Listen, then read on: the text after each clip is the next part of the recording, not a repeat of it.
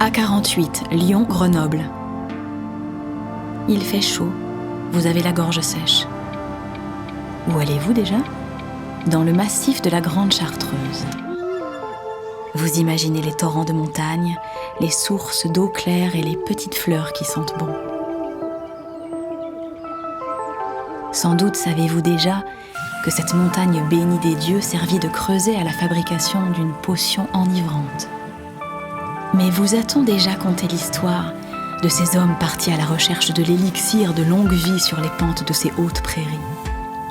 L'élixir de la Grande Chartreuse, une alchimie de sucre et de parfum au pouvoir pas très catholique. Chaque histoire commence quelque part. Chaque voyage a son point de départ. Chaque légende a ses racines. Vous écoutez Panorama. Une aventure contée par Denis Podalides. Sortie Voiron. L'alchimie de la Grande Chartreuse.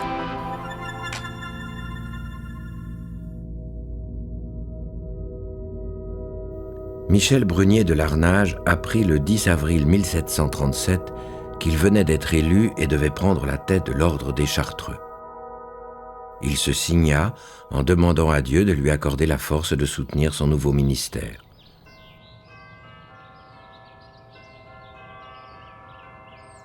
En arrivant à la Grande Chartreuse, au sommet de la montagne, le nouveau révérend père regagna sa cellule, où il resta 3 jours et 3 nuits sans boire ni manger. En sortant de sa retraite, il prit une décision qui marqua l'avenir du monastère à tout jamais. Faire venir de Paris le mystérieux manuscrit de Constantinople. Dans la Chartreuse, quelques mois passèrent avant qu'il n'eût des nouvelles du manuscrit. Cette période permit au nouveau révérend père de s'acclimater à ses nouvelles fonctions. Il découvrait les longs couloirs de pierre, les petites cellules où les frères priaient et se consacraient à leur sacerdoce. Le bâtiment tout entier était plongé dans un silence absolu. De grandes tentures noires avaient recouvert la salle commune. Le révérend père priait, travaillait et s'occupait des affaires de l'ordre.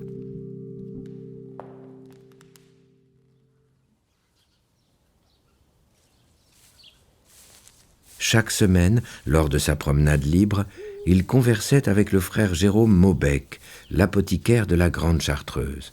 C'était là leur seul moment de parole libre. Pour le reste, il mangeait en silence, priait en silence, pensait en silence. Cette solitude face à Dieu et à soi-même requérait des dispositions peu communes. Le révérend père Michel Brunier avait toutes ces qualités, mais quelque chose de moins avouable bruissait dans son esprit.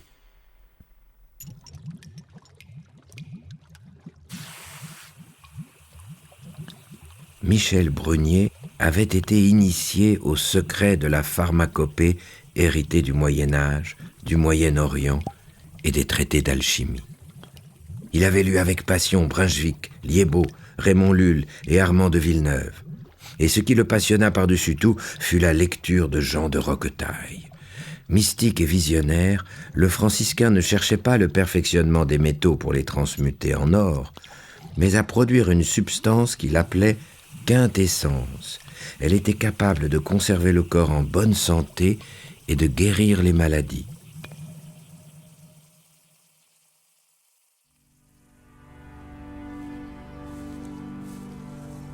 En marchant dans le massif de la Chartreuse en compagnie du frère apothicaire, il découvrait cette nature si généreuse et foisonnante éclore sur les flancs de la montagne.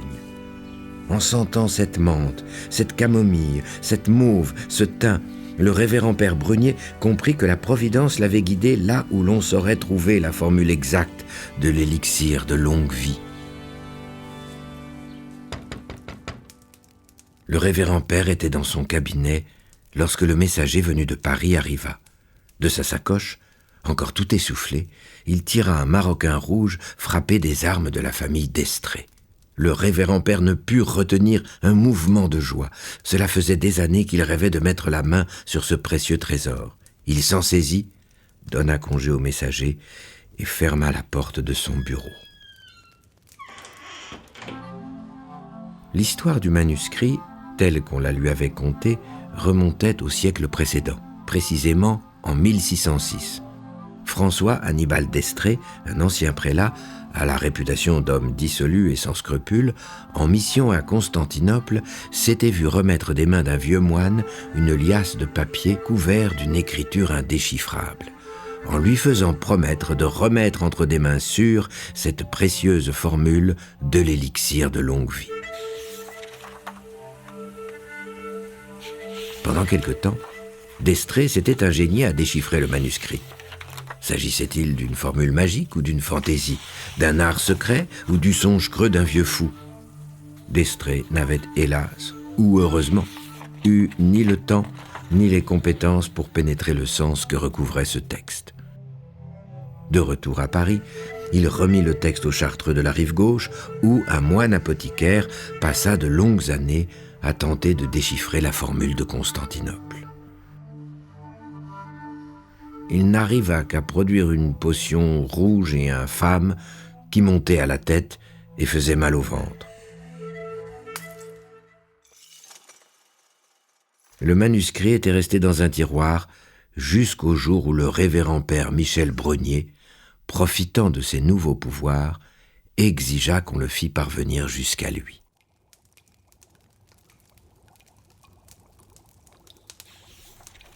Dans la cellule de l'apothicaire de la Grande Chartreuse, le grand feu crépitait. L'alambic prenait la lumière devant la fenêtre.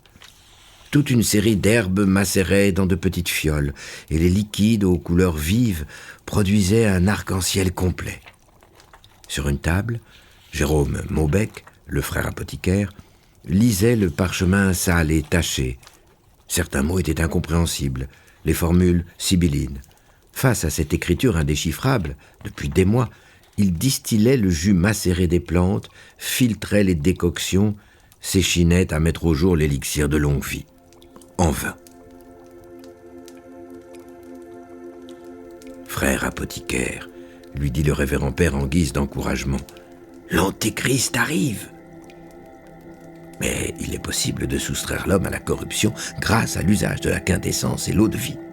Nos corps seront imputrescibles. Et notre œuvre au service de Dieu sera d'autant plus grande et louable. Nous allons trouver cette formule pour louer Dieu.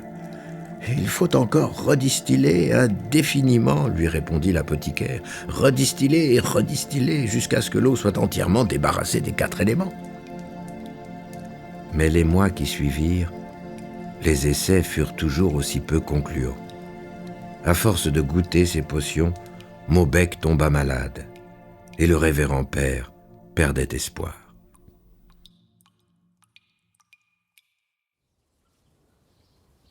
On marchait dans la montagne, on s'interrogeait, on désespérait. Mais un dimanche d'été, Michel Brenier observa les belles allées d'arbustes, de plantes médicinales, de fruits et de baies.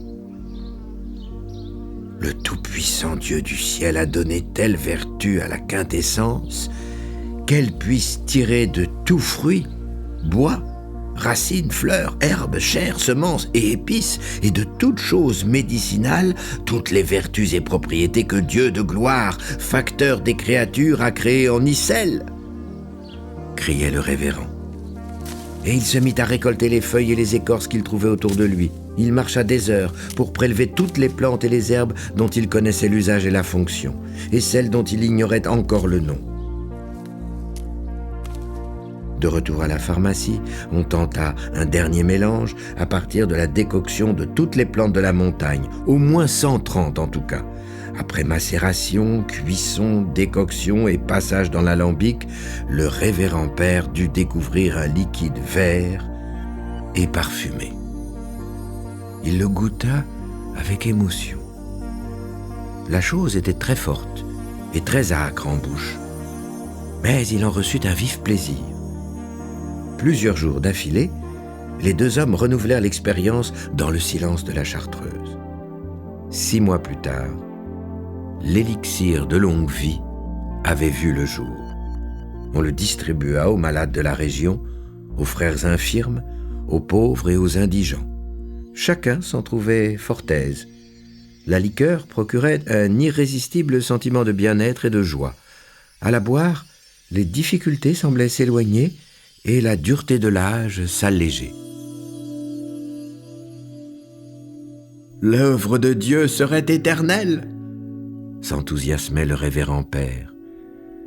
Les caves de la Chartreuse étaient remplies de tonneaux de chêne où la précieuse liqueur devait vieillir.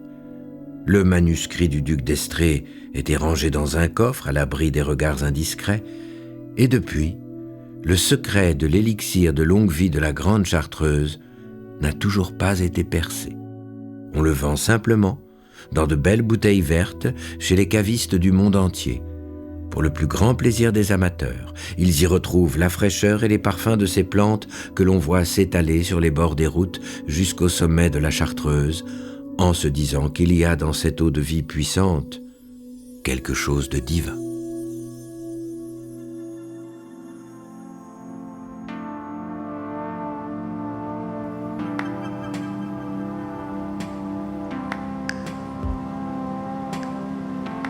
De nombreux sentiers sillonnent le parc naturel régional de la Chartreuse. On les parcourt en famille ou en solitaire pour découvrir les paysages enchantés d'une nature authentique. Lors de vos randonnées, vous aurez peut-être ainsi la chance d'observer la vulnéraire des Chartreux, fleur jaune presque endémique du massif, ou le bouquetin bénéficiant ici d'un programme de réintroduction. Ou encore le hibou grand-duc, emblème du parc portant ses valeurs de sagesse et de mystère.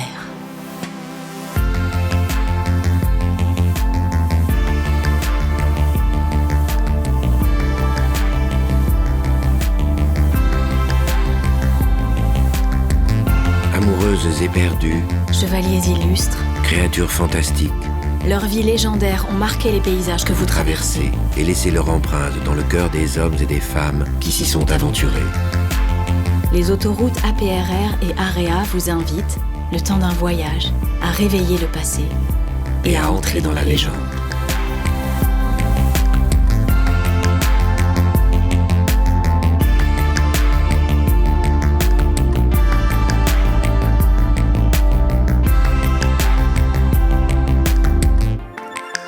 Vous avez écouté Panorama, avec les voix de Denis Podalides de la Comédie Française et Juliette Roudet.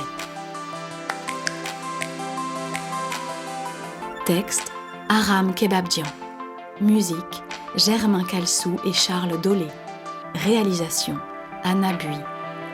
À bientôt pour explorer d'autres itinéraires et d'autres légendes.